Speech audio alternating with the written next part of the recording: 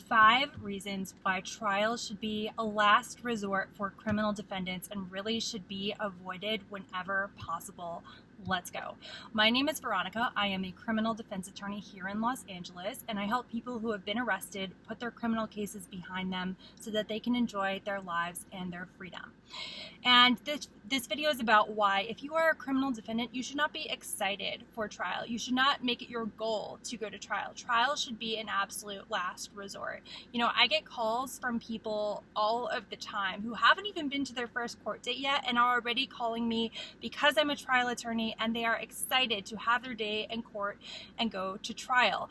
And I do explain all of this to them, and I'd like to make sure that for those who don't call me, or maybe you're in another state, you know, I'm only licensed in California, but I think that this is universal within the United States. I want to get this message out there because some people just don't think about this correctly and nobody explains it to them. So let's talk about the 5 reasons why going to trial should be a last resort. Number 1 is that the consequences, if you lose, are dire in most cases. So generally, during a case, and this is just generally speaking, sometimes there's like a first-degree murder case where there's no offer made, but generally you will get an offer from the prosecution. And if you go to trial, that means you rejected the offer, right? You didn't take it. Now, if you lose at trial, the judge, it's up to the judge, who is generally an elected official, to sentence you. And almost always, the sentence that the judge gives you is going to be much harsher than whatever the prosecution offered you.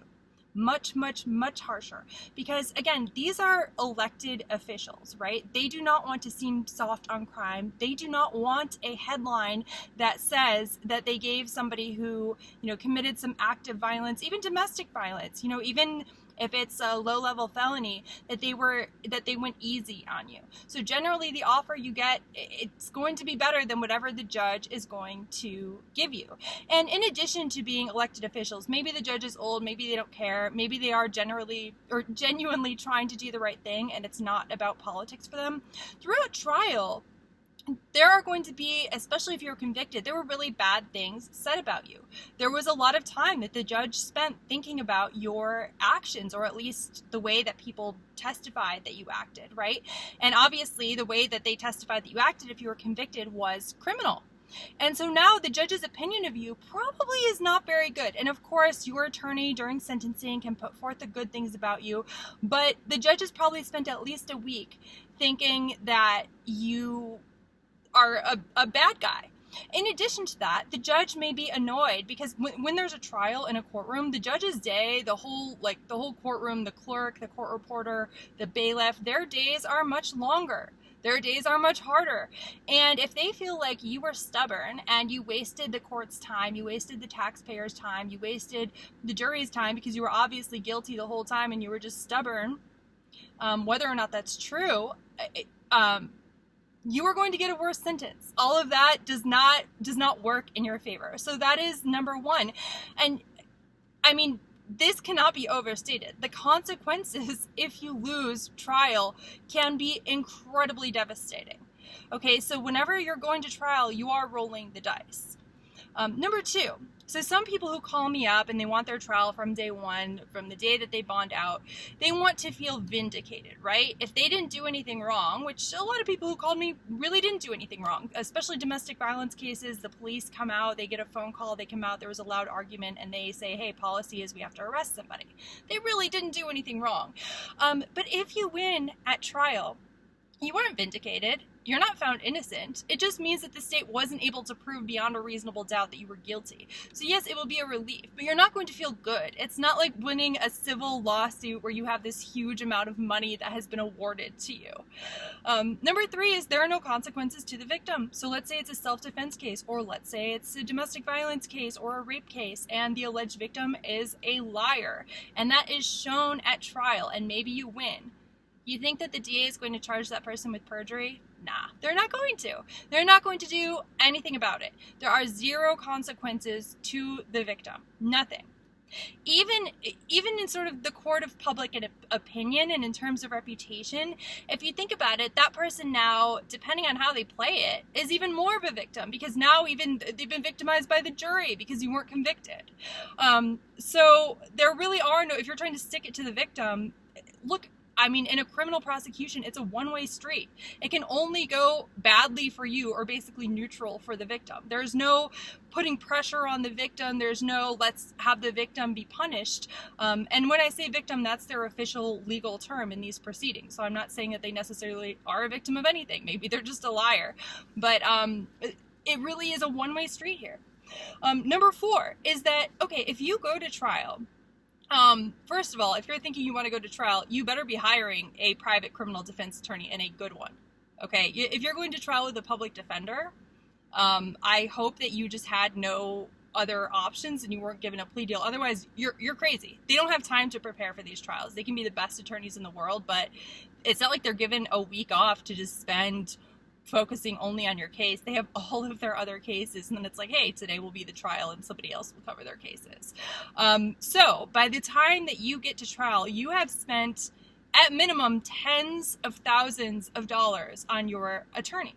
Trials are very, very expensive, and the reason is because you're hiring an attorney to devote all of their time, and at like 80-hour to 100-hour weeks for at least like 2 weeks just to your case. Of course, that's expensive. Imagine hiring like a doctor for that whole time. They're your personal doctor. You're going to work them really hard for that entire amount of time. Yeah, it's really, really expensive. You will not get that money back. That money is gone. Okay, so you're not getting it back. Suing the state because you were innocent, good luck. You're going to have to prove malicious prosecution. So all of that money is now, that's gone. Number 5 is that, what about all the time and the stress that you spent thinking about this case? You know, trial generally is going to take, if you're out of custody, like 6 months to maybe a year, depending on the court's docket, depending on what needs to be done on your case. So that whole time, as confident as you might be in your innocence, you're going to be stressed. You'd be crazy to not be stressed, especially given, number 1, that the consequences are very dire if you lose. You're going to be stressed. You're going to be worried. You're going to be wondering what's going to happen. You're going to have a lot of court appearances. And just like your attorney has to spend 2 weeks from 8:30 to 4:30 in the courtroom, plus time outside of that, you're going to have to spend that time, that 8:30 to 4:30 in the courtroom, not working for at least like 1 to 2 weeks. Jury selection sometimes can take a week. So 1 to 2 weeks. And that's a pretty simple case for it to only take that long. And you're also going to have to probably spend time with your attorney prepping, answering questions. You're probably going to want to ask questions of your attorney. All of that time you are never, ever getting back. You're probably never getting compensated for that time. Don't count on any of that. Anyway, I hope that this helps. All of this is to explain why trial really is a last resort, no matter how skilled your attorney is. Really, no matter how much money you have, it is a last resort, and no criminal defendant should be excited to go to trial. This is not a time for vindication, okay? That's why in a lot of these criminal cases, what I always tell my clients is, you don't have to take a deal. I will never pressure you as my client into taking a deal. But what I will do, even if you tell me you don't want any deal, you just want to go to trial and have your day in court, what I will do anyway is, in almost all cases, there are probably some exceptions if I think it might harm the case, but I'm going to try to get the best possible offer for you on the table. And then you at least aren't trapped into trial. Because some people will get really excited about trial, and then once they really realize the reality of it, they're like, oh shit.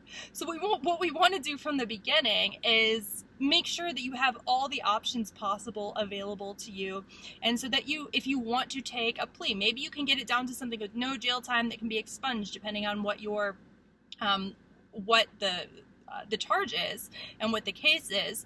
You might at least want that as an option on the table. So if you can think, hey, I have trial with all these 5, reasons why I might not want to go to trial, 5 really big important reasons why I might not want to go, and then I have this other way out here, at least you have that on the table. And if you want to reject that offer, then yeah, you reject that offer. Of course, no lawyer should be pressuring you into taking an offer, but you should have that option open. Anyway, if you do have a case in Los Angeles County, whether you want to go to trial or not, feel free to book a consultation with me down below. You can also give me a call. You can find my number down below as well.